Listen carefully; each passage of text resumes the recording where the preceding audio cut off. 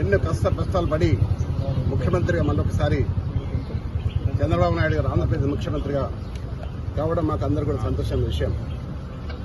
ఆనాడు ఎన్టీ రామారావు పాలన మళ్లీ రావాలని ఈ తెలంగాణలో కూడా మళ్లీ ఎన్టీ రామారావు ఏ విధంగానైతే పేద బడుగు వర్గాల ఆశాజ్యోతిగా నిలిచాడో ఆ విధంగా తేవాలన్న ఉద్దేశంతో ఈరోజు వారికి కలవడం జరిగింది.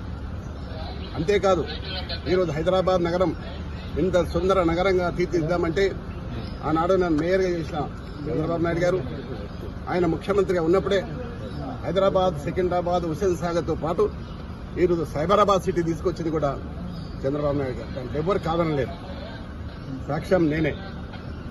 ఈ హైదరాబాద్ నగరంలో clean and green the best city award, the best tourism award తీసుకొచ్చింది కూడా చంద్రబాబు నాయుడు గారు. అయితే ఈ మధ్య కాలంలో తెలంగాణ అంశం వచ్చి మరి ఏం జరిగిందో మనం అందరం చూస్తూనే ఉన్నాం.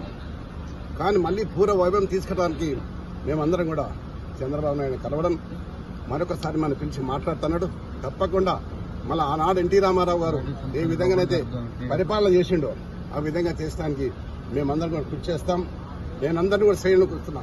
చాలా మంది తెలుగుదేశంకు ఎన్టీ రామారావు అభిమానులు ఉన్నారు. ఇంకా వారందరూ కూడా ఏకతాటి మీద తీసుకొచ్చి మళ్ళీ పూర్వ వైభవం తీసడానికి నేను ప్రయత్నం చేస్తాను. మీరు టీడీపీలోకి వెళ్తారా సార్? 100%.